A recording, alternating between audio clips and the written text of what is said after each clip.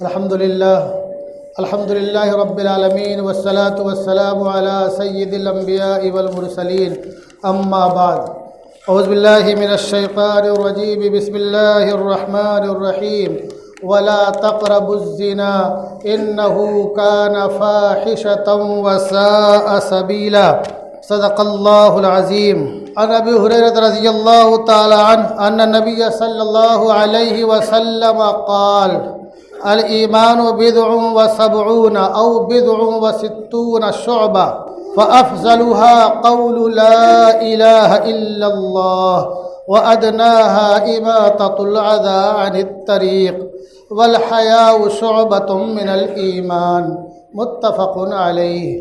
حضرات محترم، یہ مہینہ رجب اور انگریزی کیلنڈر کے حساب سے یہ فروری کا مہینہ ہے۔ اس تعلق سے کچھ باتیں ہمارے ناسمجھ جوانوں میں گردش کرتی رہتی ہیں، اور بعض دفعہ ہمارے احباب اور وہ نوجوان جو کہ دین سے تعلق رکھتے ہیں، بعض دفعہ وہ بھی غفلت کے شکار ہو جاتے ہیں۔ تو ہمیں تو ایک بات یہ اپنے ذہن میں بٹھا لینی چاہیے کہ اسلام میں جو تیوہار ہے وہ دو ہی تیوہار ہیں، ایک عید الفطر اور ایک عید الاضحیٰ۔ جو خوشی منانے کے ایام ہیں اور تیوہار کے طور پر منانے کے ایام ہیں، وہ خالی دو ہی ہیں، اس کے علاوہ اسلام میں کوئی تیوہار نہیں ہے۔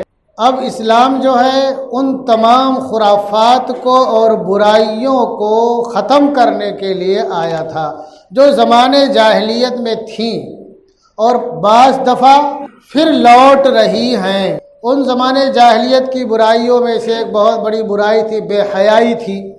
ایک زمانہ تھا کہ کچھ لوگوں کے گھروں پہ جھنڈا لگا ہوتا تھا کہ جس کو اپنی خواہش پوری کرنی ہے وہ ہمارے یہاں آ جائے، اور بہت سی شکلیں تھیں بے حیائی کی اور برائی کی۔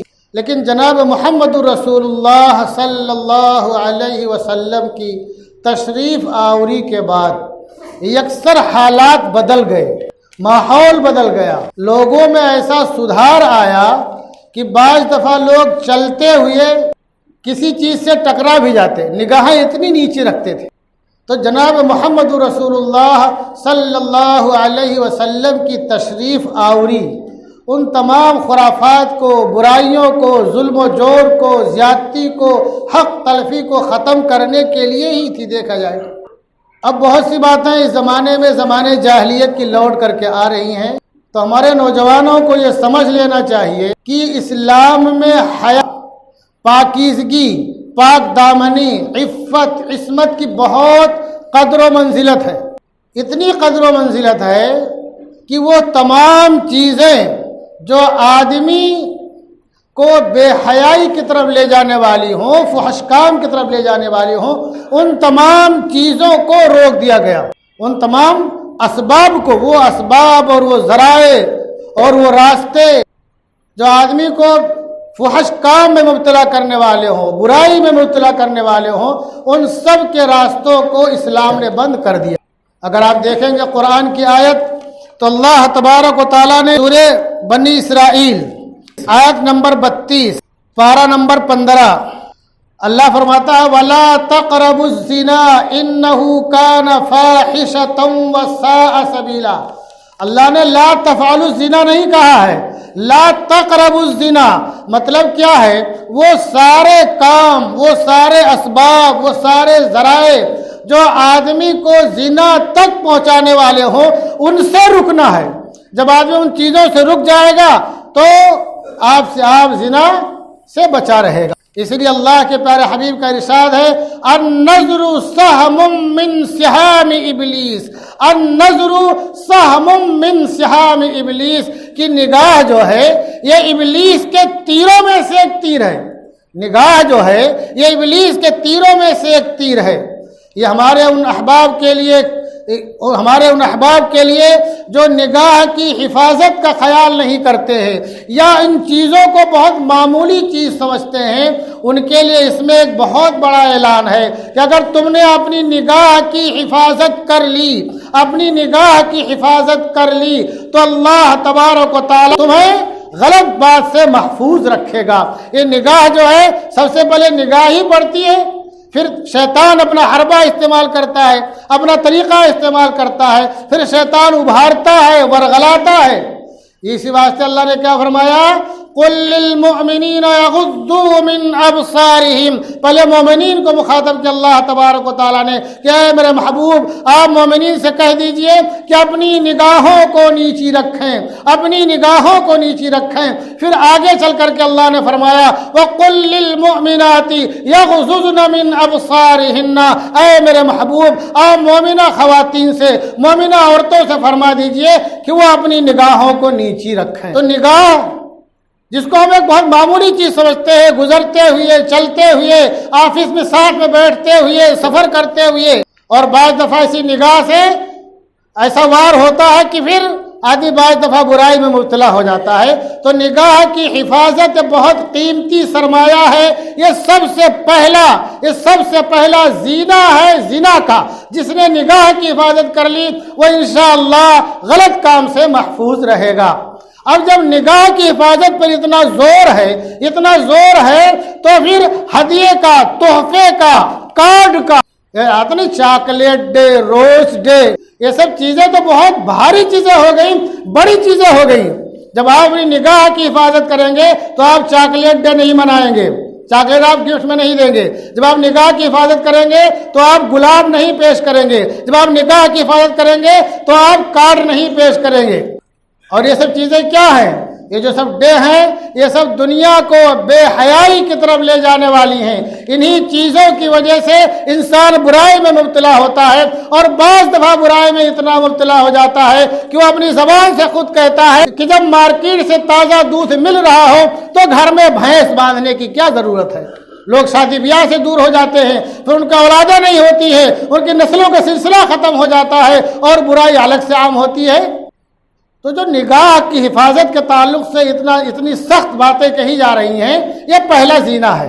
تو پھر آگے کی جو چیزیں ہیں اس سے بچنا تو بہت ہی ضروری ہوگا اور لازم ہوگا۔ یہ جو سب بنایا جاتا ہے یہ اصل میں کسی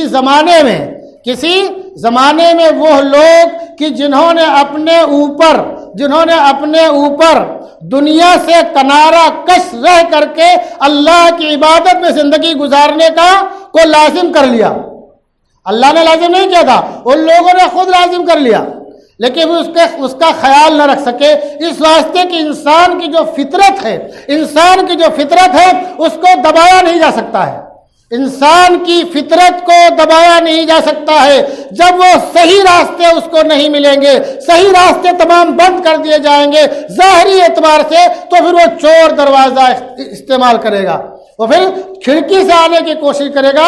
تو جو یہ فحاشی کا دن منایا جا رہا ہے، جس نے کہ دنیا چھوڑ دیا تھا، اس کو راہب بولتے ہیں عربی میں، اور عورت کو راہبہ بولتے ہیں۔ وہ لوگ دنیا سے کنارہ کش ہو گئے، خالی اللہ کی یاد میں لگے رہتے تھے، لیکن راہب کو راہبہ سے عشق ہو گیا، اور اس نے جو ہے ایک دن اس سے کہا کہ ہم نے خواب میں دیکھا ہے جو 14 فروری کو جنسی ملاپ کرے گا تو کوئی پکڑ نہیں ہوگی، اور آخرکار وہ فطرت سے مجبور ہو گئے اور غلط کام میں پڑ گئے۔ نتیجہ کیا ہوا؟ اس وقت جو چرچ کا قانون تھا ایسا کرنے والے کو پھانسی کی سزا ہو گئی۔ تو لوگوں نے چور دروازہ استعمال کیا اور اختیار کیا، جبکہ شریعت اسلامیہ میں تو ایسا کچھ ہے ہی نہیں ہے۔ شریعت اسلامیہ میں ولی اور قطب اور غوث ہوگا، وہ ضرور اللہ کے رسول کی سنت پر عمل کرے گا۔ اللہ کے پیارے حبیب نے کیا فرمایا؟ النکاح من سنتی، النکاح من سنتی، نکاح تو میری سنت میں سے ہے۔ کتنا بڑا کوئی ولی ہو جائے، غوث ہو جائے، قطب ہو جائے، وہ نکاح ضرور کرے گا۔ اللہ کے رسول صلی اللہ علیہ وسلم سے کچھ صحابہ کرام نے خصی ہونے کی اجازت چاہی۔ کس کی اجازت چاہی؟ خصی ہونے کی۔ تو آپ نے منع فرما دیا، کہا اگر طاقت ہے نہ نفقہ برداشت کرنے کے تو نکاح کر لو، نہیں تو کیا کرو؟ پھر روزے رکھو۔ کیا رکھو؟ روزے رکھو۔ لیکن جیسے طاقت ہو خرچہ برداشت کرنے کی، نکاح کرو۔ کیا کرو؟ اللہ کے رسول فرمایا نکاح شطر الایمان، نکاح کرنا جو ہے ایمان کا آدھا حصہ ہے، ایمان کا آدھا حصہ ہے، یعنی نکاح اتنا عظیم عمل ہے۔ تو اسلام میں تو یہ جو چور دروازے اور چور راستے اس کے لیے کوئی گنجائش نہیں ہے۔ اسلام میں جو جتنا بڑا ولی ہوگا وہ اتنا بڑا سنت پر عمل کرنے والا ہوگا، اور جناب محمد رسول اللہ صلی اللہ علیہ وسلم کی سنت پر عمل کرتے ہوئے نکاح ضرور کرے گا، نکاح ضرور کرے گا۔ اور یہ بتا دوں یہ برائیاں جو ہیں، یہ غلط کاریاں جو ہیں، یہ جو آدمی کی جو ہوس ہوتی ہے، جو نگاہیں ہوتی ہیں، اور جو لوگ اس کو گناہ نہیں سمجھتے ہیں، اس کا انجام کتنا برا ہوتا ہے، اس کا انجام کتنا برا ہوتا ہے۔ آپ اگر تاریخ کے اوراق پلٹیں گے، تاریخ کے اوراق پلٹیں گے اور امم ماضیہ کا مطالعہ کریں گے، ایک قوم بے حیائی میں مبتلا ہو گئی اور ایسا عمل شروع کر دیا کہ اس سے پہلے کسی نے وہ عمل نہیں کیا تھا۔ ان کی آبادی 4 لاکھ کی تھی۔ سن لو نوجوانوں، ان کی آبادی 4 لاکھ کی تھی۔ کتنے لاکھ کی تھی؟ 4 لاکھ کی آبادی تھی۔ اللہ نے خود اعلان فرمایا فلما جاء امرنا جعلنا عاليها سافلها وامطرنا عليها حجارة من سجيل منضود کہ جب ہمارا حکم آیا تو ہم نے اس آب بستی کے اوپر کے حصے کو نیچے کر دیا، اوپر کے حصے کو نیچے کر دیا اور مٹی سے پکے ہوئے کنکروں کی بارش ان پر کر دی۔ اور ایسے بارش نہیں کی، اللہ کا مسومۃ عند ربک، جن پر نشان لگے ہوئے تھے، نام لکھے ہوئے تھے کہ یہ کنکر کس پر جا کر کے لگے گا اور اس کنکر سے کون ہلاک ہوگا، اور وہ کنکر اسی کو جا کر کے لگتا تھا۔ روایتوں میں آتا ہے کہ اللہ تبارک و تعالیٰ نے اتنی اونچائی پر ان کی بستی کو اٹھا دیا کہ آسمان کے رہنے والوں نے کتوں کی بھونکنے کی آوازوں کو اور مرغ کی باغوں کو سنا۔ اتنے آسمان کی اونچائی پر جا کر کے ان کو پلٹ دیا۔ آج بھی وہ علاقہ جو ہے جہاں پر تھا کبھی، ابھی ڈیڈ سی کے نام سے اتنا نیچے چلا گیا، ابھی بھی وہ مشہور ہے۔ وہ جو ڈیڈ سی ہے وہ معذب علاقہ ہے جس پر اللہ تبارک و تعالیٰ نے عذاب نازل فرمایا تھا۔ میں یہ کہنا چاہتا ہوں جب ایسی برائیاں عام ہو جاتی ہیں، ایسی بے حیائیاں عام ہو جاتی ہیں اور لوگ اس طرح سے دھڑلے سے کھلے عام غلط کاریوں میں مبتلا ہو جاتے ہیں تو اس کا انجام کیا ہوتا ہے؟ بعض دفعہ پوری کی پوری قوم تباہ کر دی جاتی ہے، پوری کی پوری قوم ہلاک کر دی جاتی ہے اور کسی کا نام و نشان نہیں ملتا ہے۔ اور نوجوانوں اگر تمہیں یہ پیارا ہے کہ تمہاری بہنوں کی عصمتیں محفوظ رہیں، اگر تم یہ چاہتے ہو کہ تمہاری بیٹیوں کی عزتیں محفوظ رہیں، اگر تم یہ چاہتے ہو کہ تمہاری نسل اسلام پر باقی رہیں، اگر تم یہ چاہتے ہو کہ تمہاری بہنیں فاطمہ الزہرا کے نقش قدم پر چلنے والی ہوں تو سب سے پہلے تمہیں اپنے اوپر کنٹرول کرنا ہوگا، اللہ کے رسول کا فرمان ہے من یضمن لی بین لحییہ و بین رجلیہ اضمن لہ الجنہ، جو میرے لیے اپنی زبان کی ضمانت لے لے اور میرے لیے جو اپنی شرمگاہ کی ضمانت لے لے، میں اس کے لیے جنت کی ضمانت لیتا ہوں۔ اگر تم یہ چاہتے ہو کہ تم وقار کے ساتھ زندگی گزارو، تمہاری نسلیں وقار کے ساتھ زندگی گزاریں اور تمہاری بہن اور بیٹیوں کی عزتیں محفوظ رہیں اور اسلام پر رہتے ہوئے ایمان پر ان کا خاتمہ ہو، تو سب سے پہلے تمہیں اپنی نگاہوں کو نیچا رکھنا ہوگا۔ اور وہ لوگ جو کہ ایسے دن مناتے ہیں، ایسے موقع سے جن کی طرف سے گلاب کے پھول، چاکلیٹ اور کار تقسیم کیے جاتے ہیں اور جن کی طرف سے تمام قسم کی خرافات اور لہو لہی باتیں ہوتی ہیں، آپ کو ان سے دور رہنا ہوگا۔ اور یہ بھی بتا دوں میں، اگر کوئی دوسری قوم کی، کسی قوم کی ہو، کسی برادری کی ہو، کوئی بھی اگر صنف نازک، کوئی بھی خاتون، کوئی بھی دوشیزہ اگر آپ کو کچھ دیتی ہے اور آپ لیتے ہیں تو اس کا مطلب یہ ہے کہ آپ اسلام کی تہذیب کا مذاق اڑا رہے ہیں۔ اس کا مطلب یہ ہے کہ آپ اپنے بہن کو، اپنی بیٹی کے لیے یہ راستہ ہموار کر رہے ہیں کہ آئندہ چل کر کے آپ کے گھر میں بھی یہ برائی آ جائے اور آپ کی بہن اور آپ کی بیٹی کسی کو کاٹ دینے لگے اور پھر بعد میں کسی کا ہو کر کے رہ جائے، جیسا کہ بہت ڈھیر سارے واقعات ابھی موجود ہیں جو اخباروں میں آتے رہتے ہیں، میڈیا میں آتے رہتے ہیں۔ یہ کیا ہے؟ یہ ہماری غلط حرکتوں کا نتیجہ ہے۔ اللہ خود فرماتا ہے الزانی لا ينکح الا زانیۃ، کہ جو زناکار ہوتا ہے وہ نکاح اس کا زناکار عورت ہی سے ہوتا ہے۔ تو مسلمانوں اگر تمہیں یہ فکر ہے کہ جو طوفان آج اٹھ رہا ہے تمہارے خلاف، جو سونامی تمہارے خلاف اٹھ رہا ہے، کہ تم اللہ کے عتاب سے، اس کے غضب سے، اس کی پکڑ سے بچنا چاہتے ہو تو سب سے پہلے تمہیں اپنے آپ پر کنٹرول کرنا ہوگا، اپنے آپ پر کنٹرول کرنا ہوگا۔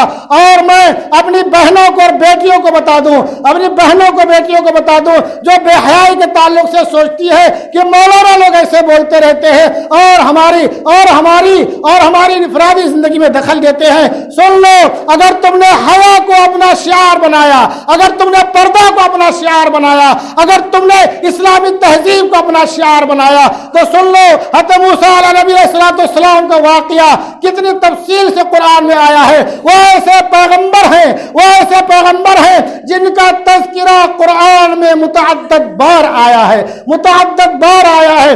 جب فرعون کے یہاں سے بھاگ کر کے دوسرے علاقے میں پہنچے تو وہاں لڑکیوں کی بکریاں تھیں، ان کو آپ نے پانی پلا دیا، وہ لڑکیاں اپنے گھر پہنچی، ان کے اپنے باپ سے تذکرہ کیا، ایسا شخص تھا، ان کے باپ نے کہا جاؤ بلا کر کے لاؤ۔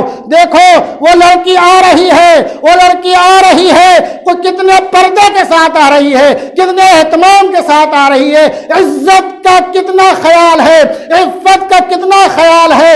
کیا کہ اللہ کیا نقل کرتا ہے، اس لڑکی کی چال ڈھال کو، اس لڑکی کی حیا کو، اس لڑکی کے پردے میں لپٹنے کو اللہ نے قرآن کی آیت بنا کر کے اتار دیا۔ تا صبح قیامت وہ آیت پڑھی جائے گی اور اس بچی کا تذکرہ بھی ہوتا رہ گیا۔ اللہ کیا کہتا ہے، فجاءت احداہما تمشی علی استحیاء، تو ان دو لڑکیوں میں سے ایک حضرت موسیٰ علیہ السلام کے پاس آئی جو بہت ہی حیا کے ساتھ چل رہی تھی، اور آگے سن لو مسلمانوں، تو ہماری بہنیں، ہماری بیٹیاں اگر حیا کو اپنا شعار بنائیں گی تو یقیناً ان کا نام فاطمہ الزہرا کے ساتھ لکھا جائے گا، جن کے تعلق سے مستدرک حاکم کی روایت ہے کہ جب وہ پل صراط پر گزرنے لگیں گی تو ایک غیبی آواز آئے گی، اے لوگو اپنی نگاہوں کو نیچی کر لو، آپ پل صراط پہ گزرنے والی کون ہے؟ یہ سرور کائنات، خاتم الانبیاء، نبی آخر الزمان، محمد رسول اللہ صلی اللہ علیہ وسلم کی دختر نیک اختر حضرت فاطمہ الزہرا گزرنے والی ہیں۔ چنانچہ سب لوگ نگاہیں نیچی کر لیں گے۔ یعنی کیا کہنے کا خلاصہ کیا ہے؟ اتنا پردے کا خیال ہونا چاہیے کہ تمہارا تذکرہ بھی آسمانوں میں ہونے لگے۔ اور نوجوانوں سن لو، بعض دفعہ ہمارے نوجوان سوچتے ہیں پردہ اور حیا کا تعلق ہم سے نہیں ہے، ہم سے کس سے ہے؟ یہ عورتوں سے ہے، لڑکیوں سے ہے، بہنوں سے ہے، ماں سے۔ سنو، بخاری کی روایت ہے کہ اللہ کے رسول صلی اللہ علیہ وسلم کے بارے میں کیا ہے، کان اشد حیاء من العذراء، کان اشد حیاء من العذراء فی خدرها، کہ جناب محمد رسول اللہ صلی اللہ علیہ وسلم وہ کواری لڑکی جو کہ چادر میں لپٹی ہوئی ہو اس سے زیادہ حیا کرنے والے تھے، اس سے زیادہ، یعنی جتنا کواری لڑکی کو حیا اور شرم ہوتی ہے جبکہ وہ پردے میں لپٹی ہوئی ہو، اس سے زیادہ نبی آخر الزمان صلی اللہ علیہ وسلم کو حیا اور شرم تھی۔ تو اے مسلمانوں، اگر تم نبی آخر الزمان کے نام لیوا ہو، اگر تم فاطمہ الزہرا کے نام لیوا ہو، اگر تم خدیجہ الکبریٰ کے نام لیوا ہو، تو ہمارے بھائیوں اور نوجوانوں، تم کو بھی اپنے اندر حیا لانی پڑے گی، اور ہماری بہن بیٹیوں میں اپنے اندر حیا لانی پڑے گی۔ ہم یہ نہ سمجھیں کہ حیا کا تعلق خالی لڑکیوں سے ہے، لڑکوں سے نہیں ہے۔ حیا کا تعلق دونوں سے ہے، حیا کا تعلق دونوں سے ہے، دونوں کے اندر حیا ہونی چاہیے۔ اور جب دونوں میں حیا ہوگی تو آج جو حالات ہے، جو ماحول ہے اور جو ہمارے خلاف طوفان چل رہا ہے، ہم اس کو یہی سمجھیں گے، تم دیے باد مخالف سے نہ گھبرا اے عقاب، یہ تو چلتی ہے تجھ کو اونچا اڑانے کے لیے۔ اللہ تبارک و تعالیٰ غیب سے اسباب پیدا کرے گا، راستے پیدا کرے گا، عوامل پیدا کرے گا کہ ہماری جو ذلت ہے، جو پستی ہے، جو نکبت ہے، اللہ تبارک و تعالیٰ غیب سے اسباب فراہم کر کے ہم لوگوں کی جو پرانی تاریخ اللہ تعالیٰ اس کو زندہ کر دے گا۔ پرانی تاریخ اللہ تعالیٰ زندہ کر دے گا، اور اللہ تعالیٰ سے کوئی بڑی بات نہیں ہے، کوئی بعید نہیں ہے۔ وما ذلک علی اللہ بعزیز، اگر ہم نیک رہے، صالح رہے، ہم نے اللہ تبارک و تعالیٰ کے احکامات کو، محمد رسول اللہ کی زندگی کو، اور ہماری ماں و بہنوں نے خدیجہ الکبریٰ کی زندگی کو، فاطمہ الزہرا کی زندگی کو اپنایا، تو اللہ سے کوئی مشکل نہیں ہے۔ اللہ تعالیٰ عظمت رفتہ کو واپس کر سکتا ہے۔ بہت سے علاقوں میں اللہ تعالیٰ نے عظمت رفتہ کو واپس کیا ہے، انشاءاللہ یہاں بھی عظمت رفتہ واپس ہو جائے گی۔ اللہ تبارک و تعالیٰ ہم تمام لوگوں کو اسلام پر باقی رکھے، ہماری نسلوں کے اسلام پر باقی رکھے، ایمان پر خاتمہ فرمائے، شہادت کی موت نصیب فرمائے، اور جناب محمد رسول اللہ صلی اللہ علیہ وسلم کے شہر مدینہ منورہ میں دفن ہونے کی سعادت عطا فرمائے۔